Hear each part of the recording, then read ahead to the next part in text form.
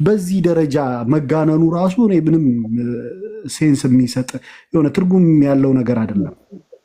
በነገራችን ላይ ግን እዚህ ላይ አንድ ነገር እንደው አያይዘህ ኢየሱስ ከሴት ብቻ መወለዱ ከሴት ብቻ መፈጠሩ ሔዋን ከወንድ ብቻ መፈጠሯ ከጎና አጥንቱ የተፈጣሪውን ብቃት ነው የሚያሳየው ወይስ የፈጣሪውን ብቃት? ምን ጥያቄ አለው? የፈጣሪውን ነው እንጂ ትልቁ ነጥብ እዚህ ጋር ነው። ሂድበት። የፈጣሪውን ብቃት ነው የሚያሳየው። ደግሞ በአፈጣጠርም ደረጃ አልኩህ እኮ ማህፀን ውስጥ እያንዳንዱ አሁን ለምሳሌ ያው ማህፀን ውስጥ ሲሆን ፔሬድ ይቋረጣል ወይም ደግሞ የፔሬድ ደም ይቋረጥና ያ ነገር ወደ ልጁ ምግብነት ነው የሚቀየረው። እሷ የምትበላውን ነው የሚበላው፣ እሷ የምትጠጣውን ነገር ነው እንትን የሚለው የሚጠቀመው በዛ በእትብት በሚባለው ወይም ደግሞ ይሄ መገናኛው አይደል? በዛ ነገር እየተጠቃቀመ ነበር እኮ ዞሮ ዞሮ እዛ ሆድ ውስጥ ነው እኮ ፕሮሰሱን ሁሉ ጨርሷል እኮ። የዚች ላይ የጎደለው ምንድን ነው ካልከኝ የወንድ ልጅ ጠብታ የለም። በቃ ሌላ ተአምር የለውም። እቺው ናት የጎደለችው። የአዳምና የሔዋን ግን ሲፈጠሩ ራሱ ወጣቱ ነው የተፈጠሩት እኮ ነው የምልህ። ተፈጠሩ በቃ ወዲያው ነው ሁሉ ነገር የሚያውቁት።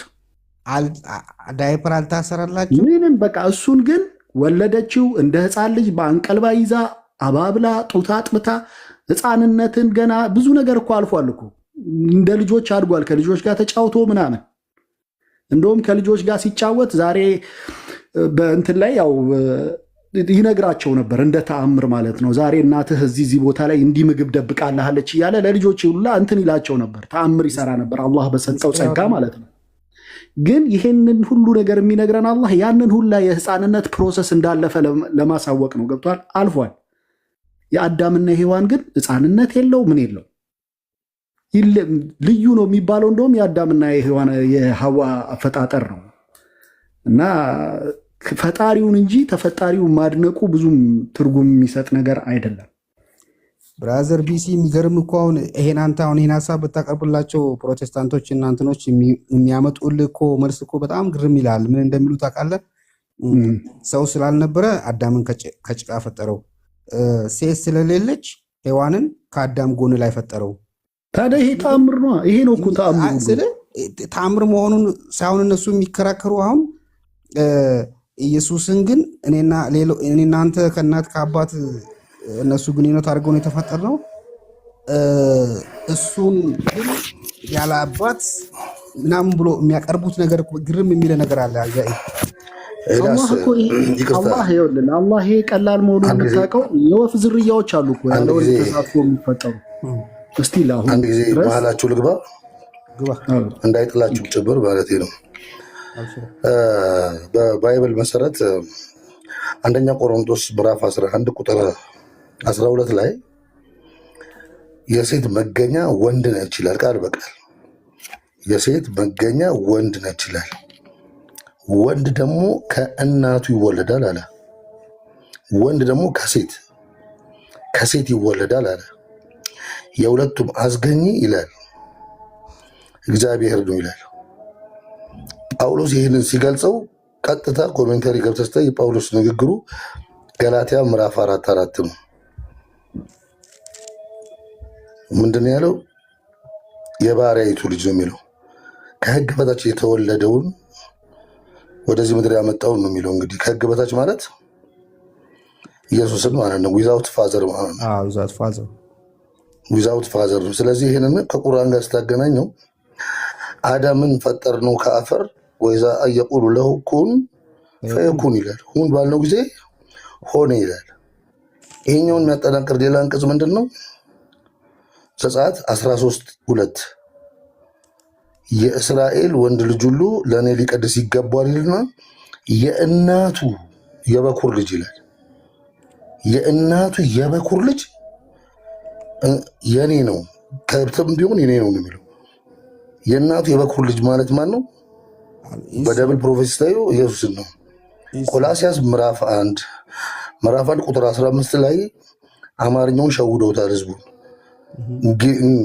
ግሪክኛው ምን ይላል? ፕሮቶኮስ ይለዋል። የመጀመሪያ የእናት ወንድ ልጅ ፍጥረት ይለዋል። ቀጥሉ። የእናት ከሴት ብቻ የተገኘ እንደማለት ነው። ጨረሰው። ይሄ እኮ የአላህ ተአምር ነው። በቃ ምንም እንትን የለውም። ከአደምና ከሐዋ ጋር ሊመጣጠኑላ የሚችል አይደለም በአፈጣጠሩ ደረጃ። ደግሞ ስቲል ያለ ወንድ ተሳትፎ የሚፈጠሩ የአዋፍ ዝርያዎች አሉ። ጉግል ብታደረጉ ታገኙታላችሁ። ወንድ ሳይሳተፍበት ማለት ነው። አላህ ይሄን ነገር ከምንም ነገር ሊሰራው ይችላል።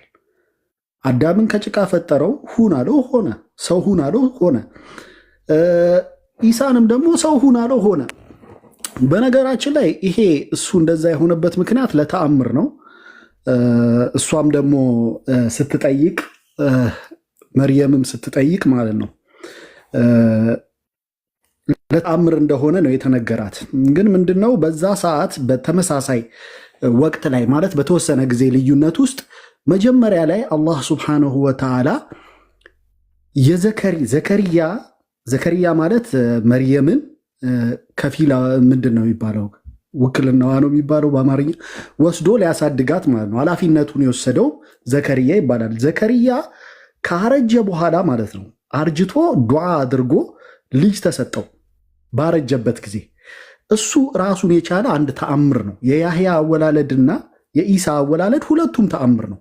ያህያ ራሱ እናት አባቱ ካረጁ በኋላ ተወለደ። ስሙንም ያወጣለት አላህ ነው። ያ ዘከርያ ኢና ኑበሽሩከ ቢጉላሚን ኢስሙሁ ያህያ ነው ያለው። ስሙ ያህያ በሆነ ልጅ እናበስራሃለን አለው አላህ ሱብሓነሁ ወተዓላ ማለት ነው። እንደገና ደግሞ መጣና እዚህ ጋር ምን አለ? እዛው አንድ አንቀጽ ላይ ሱረቱል መርየም ላይ ነው ያለው። መርየምንም ደግሞ መጣና ኢና ኑበሽሩከ እንደገና ደግሞ ጅብሪል ዓለይሂ ሰላቱ ወሰላም ሲመጣ አላህን የምትፈራ ከሆነ አትቅረበኝ አለችው። ከዛ እኔ ከጌታሽ ዘንድ ተልኬ የመጣሁ ነኝ ልጅን ልሰጥሽ ስሙ አላት። ከዛ እንዴት ያላመነዘርኩ ሲሆን ወንድ ያልነካኝ ሲሆን እንዴት ልጅ ይኖረኛል ባለችው ጊዜ ምን አላት? እሱ አላህ የሻውን መፍጠር በሻው ጊዜ ሁን ይለዋል ይሆናል አላት። ዞሮ ዞሮ ምንድነው ልል የፈለግኩት መሰላችሁ ያህያና የኢሳ አፈጣጠራቸው ሁለቱም ተአምር ነው። በወቅቱ አይሁዳውያኖች በጣም በሕክምናው ዘርፍ የላቁበት የረቀቁበት ዘመን ስለነበር ከሕክምና ዘርፍ ውጪ ወይም ደግሞ እነሱ ከሚያውቁት አካሄድ ውጪ በሆነ መልኩ አላህ ያህያን ፈጥሮ አሳያቸው። እንደገና ደግሞ ያህያን እንደውም ተገርመው ሳያበቁ ኢሳን ደገመላቸውና አፋቸውን አስያዛቸው። ምንም የተለየ ነገር የለውም እኮ። ከዛ በኋላ በዚህ መልኩ አላህ ተአምርን ሰራ ማለት ነው። በዛ ላይ ቁርአን ላይ ሲናገር የያህያን አይታችሁት ከሆነ ምን ይላል? በተወለድኩበት ሰዓትም በምሞትበት ሰዓትም ሕያው ሁኜ በምነሳበት ሰዓትም ሰላም በእኔ ላይ ነው ይላል። ማን? ያህያ። ይሄንኑ አባባል ደግሞ ማን ይለዋል?